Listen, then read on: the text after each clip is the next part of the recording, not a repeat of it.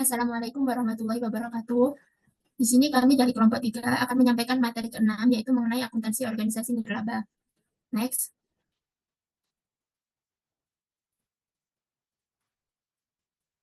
Untuk kelompok 3 sendiri terdiri dari Nurul Fauzia dengan NIM akhir 006, Silviana Nadiawati dengan NIM akhir 010, Quratin Ayunin dengan NIM akhir 012, Rizka Putri Suryanti dengan NIM akhir 028, dan Wiwit Sirayu dengan NIM akhir 033. Next. Untuk materi yang pertama yaitu mengenai pengertian organisasi nirlaba. Organisasi nirlaba merupakan entitas yang berorientasi untuk tidak memperoleh laba atau non-profit, yaitu entitas yang ruang lingkupnya fokus pada pelayanan masyarakat dan tidak bertujuan mencari laba. Nah, organisasi nirlaba ini didirikan oleh masyarakat atau swasta dan dikelola langsung baik oleh masyarakat atau swasta. Nah, organisasi nirlaba ini mendapat sumber daya yang berasal dari donasi atau sumbangan tanpa adanya pengharapan pengembalian atas pemberian tersebut. Next. Yang selanjutnya ada basis pencatatan. Nah, dalam pencatatan organisasi nirlaba ini terdapat dua metode, yaitu basis kas dan basis akrual. Yang pertama yaitu basis kas. Basis kas adalah pencatatan di mana pengeluaran dan pendapatan benar-benar diterima atau dibayarkan, bukan saat terjadinya transaksi. Nah, pencatatan penerimaan pada kas atau bank apabila terdapat aliran uang ke dalam kas atau bank yang diperlakukan sebagai pendapatan atau pengeluaran. Nah, kelemahan dari basis kas ini yaitu kurangnya menggambarkan kejadian ekonomis pada laporan keuangan. Nah, namun pada organisasi nirlaba itu kebanyakan memilih untuk menggunakan basis kas. Nah, yang kedua yaitu basis akrual. Nah, akuntansi basis akrual merupakan pencatatan suatu transaksi tanpa memperhatikan apakah terdapat aliran uang masuk atau keluar pada saat terjadinya transaksi. Nah, pengaruh dari suatu kejadian transaksi langsung diamati pada saat terjadinya. Nah, contohnya yaitu pengiriman invoice atau tagihan akan dicatat pengakuan pendapatan barang secara kredit akan dicatat pengakuan biaya. Untuk materi selanjutnya akan disampaikan oleh rekan saya. Baiklah, materi selanjutnya yaitu tentang persamaan dasar akuntansi organisasi nirlaba. Dalam akuntansi, sistem pencatatan dan pengklasifikasian transaksi disebut sistem pembukuan berganda atau double entry accounting system. Dinamakan berganda sebab setiap transaksi dianalisis selalu dicatat pada dua sisi, yaitu sisi sebelah kiri debit dan sisi sebelah kanan atau kredit.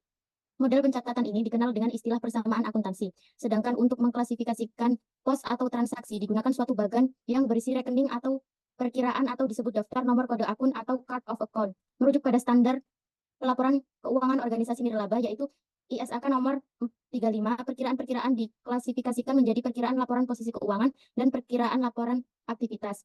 Untuk perkiraan laporan posisi keuangan terdiri dari aktiva, kewajiban, dan aktiva bersih, sedangkan perkiraan laporan aktivitas terdiri dari penerimaan dan biaya. Next. Selanjutnya yaitu chart of account. Adalah alat bantu akuntansi berupa kode yang unik yang dilambangkan dengan deret karakter atau digit, bisa angka atau huruf, yang digunakan untuk mempermudah accounting dalam mengolah atau mengklasifikasikan, mengelompokkan, mengikhtisarkan, dan menjumlahkan dokumen atau data ekonomi menjadi laporan atau informasi ekonomi. Untuk prinsip chart of account yang pertama yaitu terdiri dari dua komponen, yaitu sederet angka dan nama yang menginterpretasikan suatu transaksi. Yang kedua mudah diingat, ketiga mudah bagi pengguna. Yang terakhir yaitu didesain menggunakan klasifikasi yang seragam untuk menginterpretasikan transaksi keuangan. Untuk selanjutnya yaitu pertimbangan-pertimbangan pembuatan chart of account. Yang pertama, model laporan yang ingin dihasilkan seberapa rinci, sehingga akan menentukan sedetil mungkin chart of account yang dibuat dan jumlah digit yang diperlukan. Selanjutnya yaitu jenis batasan. Jenis batasan chart of account sesuai batasan dari sumber dana apakah tidak terikat, terikat sementara, atau terikat permanen. Dan yang terakhir yaitu mudah untuk menginterpretasikan. Mudah untuk menginterpretasikan transaksi sehingga penjurnalannya tepat. Next. Untuk materi selanjutnya akan disampaikan oleh rekan saya. Selanjutnya yaitu sumber penerimaan menurut ISAK 35. Penerimaan organisasi nirlaba bisa berasal dari berbagai sumber, berbeda dengan organisasi bisnis di mana penerimaan berasal dari usaha organisasi dengan terlebih dahulu menghasilkan suatu jasa atau barang kepada para konsumen. Penerimaan organisasi nirlaba terdapat batasan-batasan penggunaannya sesuai dengan batasan dan sumber dana untuk digunakan pada aktivitas tertentu dalam organisasi nirlaba penerima. Ada 3 menurut batasannya, yaitu yang pertama adalah penerimaan tidak terikat, merupakan jenis penerimaan organisasi nirlaba di mana tidak terdapat batasan peruntukan atau penggunaan dana tersebut dari pemberi. Dengan demikian, peruntukan atau penggunaan dana tersebut oleh pemberi diberikan kebebasan kepada manajemen organisasi untuk kegiatan yang telah direncanakan sesuai dengan kebijakan manajemen organisasi. Yang kedua, ada penerimaan terikat sementara, yaitu sumber dana yang diterima dari pemberi atau penyumbang dengan adanya syarat-syarat tertentu untuk penggunaan dana tersebut berupa batasan waktu dan atau untuk pembiayaan suatu program kegiatan tertentu saja yang telah direncanakan organisasi. Biasanya berdasarkan ketetapan atau MOU yang ditandatangani oleh kedua belah pihak. Yang ketiga ada penerimaan terikat permanen yang merupakan sumber dana atau sumber daya yang masuk ke dalam organisasi dari pemberi atau penyumbang di mana terdapat batasan-batasan yang mutlak atau sumber dan atas sumber dana atau sumber daya tersebut bahwa nilainya tidak boleh berkurang dan biasanya yang boleh dipergunakan hanyalah nilai lebih atau hasil dari penggunaan sumber dana atau sumber daya tersebut. Next. Selanjutnya yaitu sumber penerimaan menurut ISAK atas golongan sumbangan dan non-sumbangan. Yang pertama ada tergolong sumbangan, seperti yang pertama ada pemerintah, ada organisasi bisnis, ada donor lokal atau organisasi nirlaba, ada donor internasional, dan juga ada masyarakat. Yang artinya dari tergolong sumbangan ini merupakan berbagai jenis penerimaan organisasi di mana organisasi tidak perlu menghasilkan jasa atau barang kepada pemberi, namun berupa program-program yang telah direncanakan oleh organisasi. Yang selanjutnya ada tergolong non-sumbangan, yaitu di sini ada 3. Yang pertama ada hasil usaha komersial di bawah yayasan, seperti dividen dari penyertaan modal, SHU koperasi yang didirikan oleh yayasan. Yang kedua ada hasil investasi berupa bunga bank, bunga deposito, penjualan aktiva tetap yayasan, dan lain-lain. Dan yang ketiga ada kegiatan fundraising, seperti hasil dari penyelenggaraan pameran, penjualan buku, penyewaan aktiva tetap, kegiatan fasilitasi di luar program, dan lain-lain. Yang artinya tergolong non-sumbangan ini merupakan penerimaan yang berasal dari sumber manapun di mana organisasi melakukan suatu kegiatan jasa atau memproduksi suatu barang kepada pemberi untuk memperolehnya. Next. Selanjutnya ada contoh dari organisasi nirlaba seperti ada yayasan, pesantren, masjid, gereja, rumah sakit, dan lain sebagainya yang bersifat sosial. Untuk selanjutnya akan dijelaskan oleh rekan saya. Baik, selanjutnya yaitu ada tahap proses akuntansi. Yang pertama ada dokumen transaksi. Adalah bukti-bukti atas kejadian atau transaksi yang dilakukan oleh lembaga, baik kepada pihak internal maupun dengan pihak luar. Selanjutnya ada input jurnal. Adalah cara pencatatan transaksi yang dilakukan oleh lembaga dalam akuntansi menggunakan sistem pencatatan 2 kali, yaitu pencatatan pada 2 posisi debit dan kredit, di mana pencatatan pada suatu akun akan berpengaruh terhadap akun lainnya. Sebelum masuk ke buku besar, ada proses pengelompokan. Adalah suatu proses akuntansi terhadap jurnal yang dicatat menggunakan double entry system akan dikelompokkan dalam masing-masing akun berupa buku besar. Selanjutnya buku besar. Nah, sering juga disebut perkiraan. Buku ini adalah media untuk menampung transaksi yang telah diklasifikasikan menggunakan jurnal dengan proses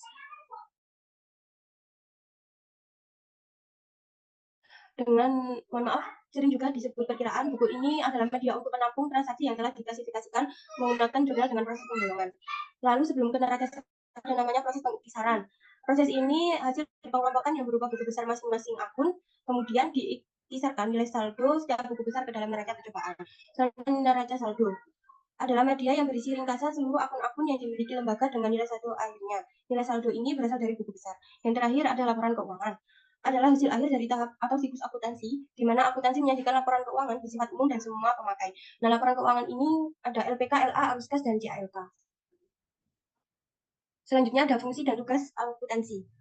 Yang pertama sebagai penjaga aset dan organisasi. Akuntansi berperan dalam identifikasi, pengukuran, dan pencatatan aset milik organisasi. Hal ini penting untuk menjaga akuntabilitas dan memastikan bahwa semua aset terlindungi dan digunakan secara optimal. Yang kedua, melakukan pencatatan setiap transaksi. Akuntansi mencatat semua transaksi keuangan yang dilakukan oleh organisasi, baik pendapatan maupun pengeluaran. Pencatatan ini dilakukan secara sistematis dan kronologis dengan menggunakan sistem pembukuan yang sesuai. Dan terakhir, menyajikan laporan keuangan organisasi. Akuntansi menghasilkan laporan keuangan yang berisi informasi tentang kondisi keuangan organisasi pada periode tertentu. Laporan keuangan digunakan oleh berbagai pihak, seperti manajemen, investor, kreditor, dan pemerintah untuk menilai kinerja keuangan organisasi dan membuat keputusan. Selanjutnya akan disampaikan oleh rekan saya.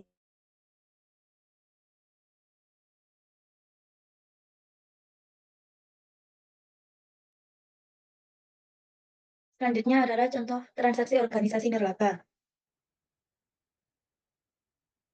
Pada penerimaan dan pemasukan uang kas, penerimaan organisasi nirlaba bisa berasal dari berbagai sumber. Berbeda dengan organisasi bisnis, di mana penerimaan berasal dari usaha organisasi, dengan terlebih dahulu mereka menghasilkan suatu jasa atau barang kepada para konsumen. Pada organisasi nirlaba terdapat batasan-batasan penggunaan sesuai dengan batasan dari sumber dana yang digunakan untuk aktivitas tertentu. Dalam organisasi nirlaba terdapat beberapa pencatatan. Yang pertama adalah pencatatan pendapatan. Pada pencatatan pendapatan sendiri juga terdapat beberapa pendapatan. Juga terbagi menjadi beberapa pendapatan. Di antaranya ada pendapatan sumbangan atau donasi, pendapatan iuran anggota, pendapatan hibah, pendapatan bunga deposit, dan lain-lain. Yang pertama adalah tentang pendapatan sumbangan dan donasi. Contohnya adalah pada tanggal 19 April 2005, yayasan menerima sumbangan donasi dari perseorangan dan juga korporasi sebesar 50 juta via transfer bank dari Bank Cari Arta untuk korban bencana alam. Jadi untuk pencatatan jurnalnya adalah Bank Cari Arta sebesar 50 juta pada pendapatan sumbangan sebesar 50 juta. Yang kedua adalah contoh dari pendapatan iuran anggota. Pada tanggal 30 April 2005, yayasan menerima iuran bulanan dari 15 orang anggota sebesar 1 juta per orang. Maka untuk pencatatannya adalah pada tanggal 30 April 2005, kas di tangan pada pendapatan iuran anggota sebesar 15 juta. Yang kedua adalah pencatatan beban biaya.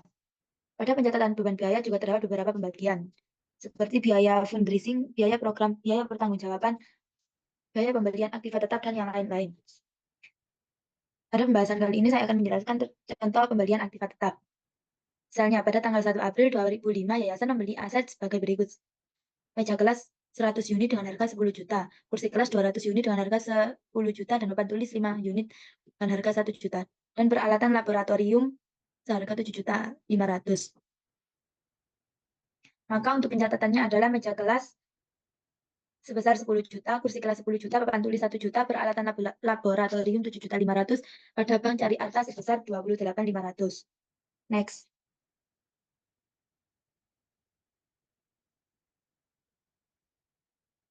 Selanjutnya adalah contoh bentuk laporan keuangan pada penerapan ISAK 35. Pada kasus kali ini kita mengambil dari studi kasus pada organisasi nirlaba masjid. Yang pertama adalah contoh dari buku kas mingguan Takmir Masjid Baitul Hidayah pada tahun 2020.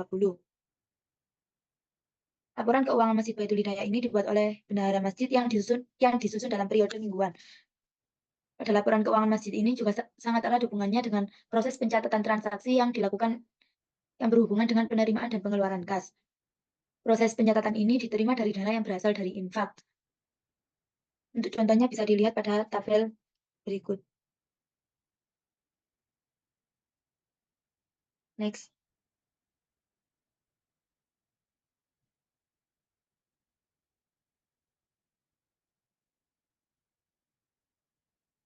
Selanjutnya adalah contoh bentuk laporan posisi keuangan. Dari laporan posisi keuangan yang ada pada Masjid Baitul Hidayah terdiri dari dua bagian, aktiva dan pasifa.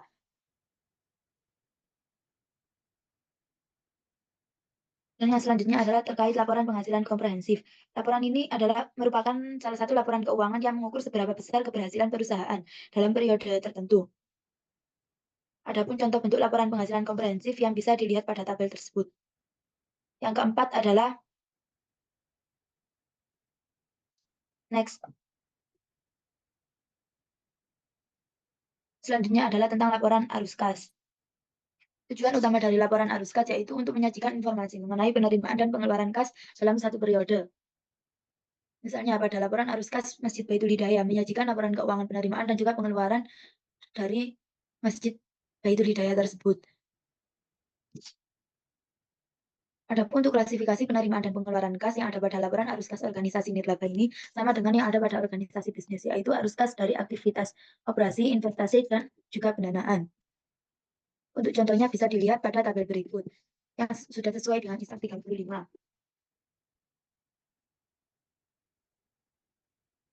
Next.